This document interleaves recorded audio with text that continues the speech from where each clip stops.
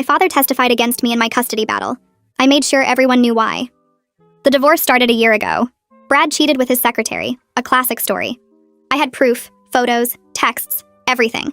It should have been simple. I wanted shared custody of our son Noah, nothing more. Brad wanted full custody. Not because he loved Noah, but because full custody meant no child support. Brad made $200,000 a year. I made $40,000 as a nurse. Do the math. My dad, Frank, had been supportive at first. "That bastard doesn't deserve you," he said. "I'll help however I can." He watched Noah when I worked nights, drove him to therapy appointments, acted like the perfect grandfather. Then something changed 3 months ago. Dad started criticizing everything. "Noah's shoes look worn," he'd say loudly at pickup. "Are you struggling with money?" Or, "He seems anxious. Is everything okay at home?"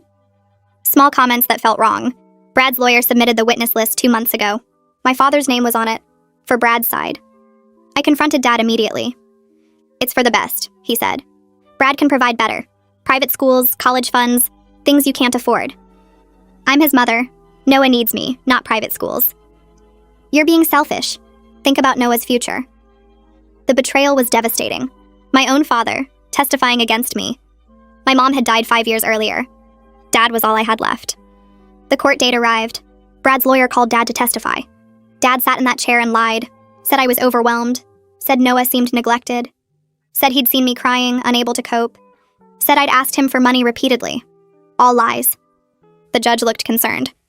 My lawyer tried damage control, but Dad seemed so sincere, so worried about his grandson, so reluctant to testify against his own daughter. Brad sat there smirking. That night, I was destroyed. Dad had effectively ruined my case. The judge ordered a custody evaluation based on his testimony. Then my friend Julia called. "Hey, weird question. I was at the country club yesterday and overheard your dad at the bar. He was drunk, talking about some investment opportunity with Brad." My blood went cold. "What exactly did he say?" "Something about 50,000? Once everything was finalized?" He seemed excited. Said Brad promised to help him with some business venture once he got full custody and didn't have to pay support. Everything clicked. Dad had been struggling financially since Mom died. Bad investments, gambling debts he thought I didn't know about. His house was being foreclosed on, but he'd hidden it from everyone. Brad knew. Brad always knew everyone's weakness. I hired a private investigator that night. Expensive, but necessary. Within a week, he had everything. Photos of Dad and Brad meeting at restaurants, bar receipts showing them drinking together for months, and then the jackpot. A recording from a sports bar where they were regulars. The bartender, Tony, was going through a custody battle himself. He'd been recording conversations for his own protection when he caught Brad and Dad. The recording was clear.